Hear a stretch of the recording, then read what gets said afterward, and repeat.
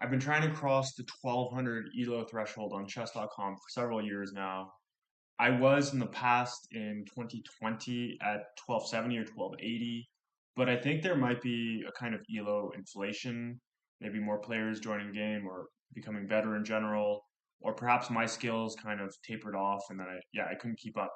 I don't take the game super seriously. I don't study openings or tactics. I just play whenever I have some free time and I kind of take an interest in that way. But I really want to cross this 1200 number. It bothered me because every time I get close to it, I would fall back down. And so finally, I've crossed the number, and I've breached this unbreachable 1200 fortress. And this is the game that saw the change from 1198 to over 1200. So I'm going to walk you through the game and kind of go through some of the things I did well and didn't do well. And I guess this is more catered towards amateurs that are playing at my kind of level. Of course, for high skilled players, they'll just see everything I'm doing probably as ridiculous. But yeah, I I usually in this case I'm playing white. We're playing 5 minute bullet. I usually play Queen's Gambit these days when I'm playing white, and that's because I'm pretty fast with it, so I have a pretty good understanding of most of the moves that the opponent can make, and I can put a fair bit of time pressure on them. And I love putting time pressure, especially at the beginning of the game. I find that I can even blunder pieces at the beginning, but if I'm playing fast enough, it's yielding some results. So let's see. Maybe this strategy is not really sustainable as I go over 1200 now. But in this case, I start with the Queen's Gambit, and I'd say um, probably 19 out of 20 times, 95% of the time, the opponent will respond with d5, so pushing out their queen's pawn as well. And so I anticipate that, and I pre-move my c4 pawn. But they don't. In this case, it's one of those 5% times where they attack with um, their e pawn.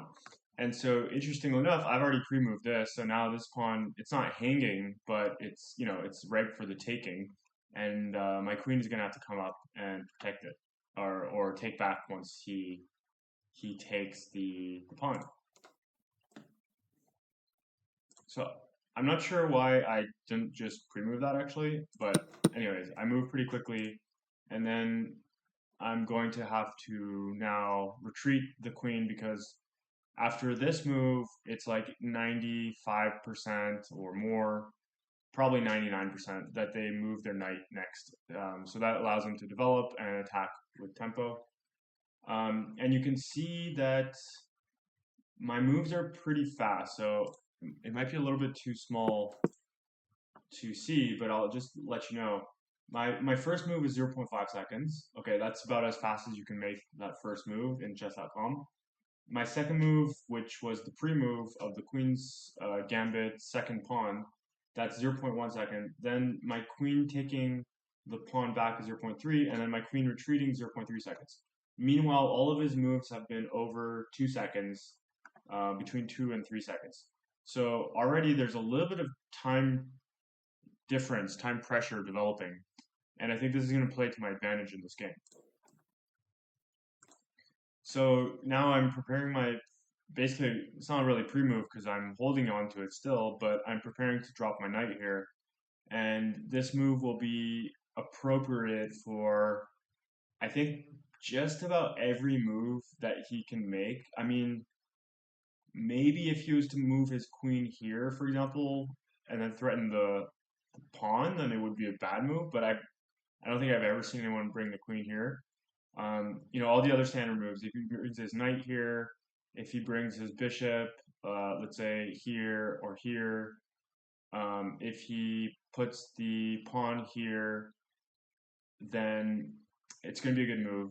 I guess maybe if he brings the pawn here, then I would prefer to take.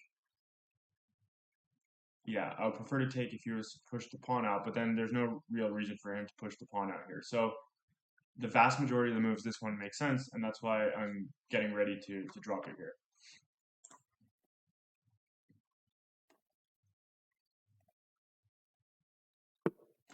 And I guess the difference between a pre-move and a hold and drop, uh, almost instant move, is pre-move is 0.1 seconds and hold and drop is 0.6 seconds.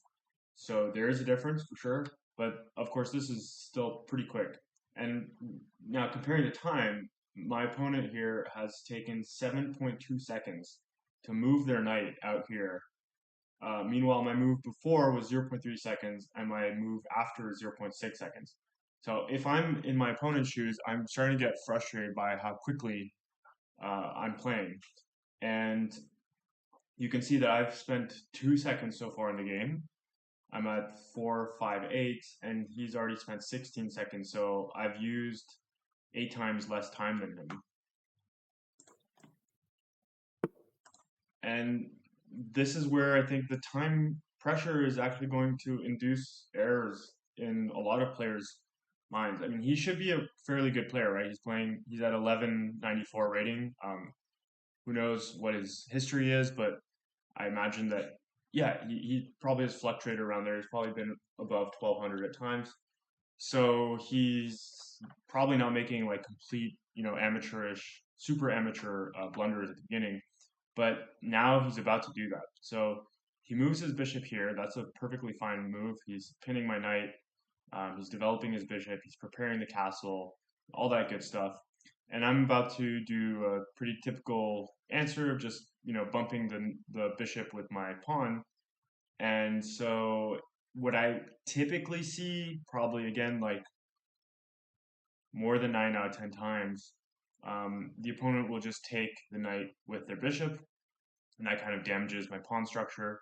I have to capture back with my pawn, and that's okay for me because I've got, these two pawns are stacked, but I'm blocking this knight pretty nicely, and I can continue with development. On the other side, I can move this up, protect this pawn, move my bishop, etc. There's a lot of fine stuff that can happen. So I don't really mind having my two pawns on the same file here. And so I anticipate that he's going to do that. Actually, that's one of the pre-moves that I had planned there, but he doesn't. He moves his bishop back here, and it's a big mistake, and I think it's because of the time pressure. He's trying to play faster now, it seems, right? He went from taking 2 seconds, 3 seconds, 3 seconds, 7 seconds, and now he's doing 1 second, 1 second moves. And here, when he moves his bishop back, he has basically lost his bishop already. And you can probably already see why. It's interesting that he makes this kind of mistake. I don't think that he usually would. Again, I think it's the time pressure. So now I just need to march up my pawns. And I don't think there's anything he can really do. He could like sacrifice a piece to keep his, I don't know. He could sacrifice a piece basically if you wanted. I think he can sacrifice his knight. Boom. Um, yeah, that would probably be the best move, I guess. Here is like sacrifice the knight. Then I capture back with my pawn. Then his bishop comes here, and he's still pinning the knight. And my defense is like pretty weakened here. I could protect with a bishop. I could move my queen, but instead he makes a much worse move, which is to retreat even further.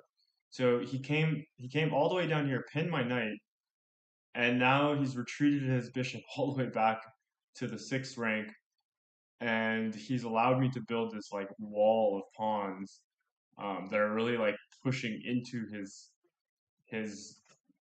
defense, and he's lost the bishop. He's doing pretty poorly on time. He's used 20 seconds. I've used 16. I've used 6. Sorry, I've used only 6 seconds. He used 20. I've used 6. Now it's a 3-to-1 ratio. But on this move, he's just going to think for a little while, and then he's going to resign. and I think that's partially because of the time pressure. So I think this error, like what's interesting about time is that you can use it as a tool to make your opponents make mistakes. If you are pretty comfortable with the early game, you can pre-move a lot, or semi pre-move, like hover over a square and just get ready to drop your piece. And I think it's a pretty good winning strategy. Let's see if I can continue using it to win above 1200, but this got me to cross the 1200. Here we go.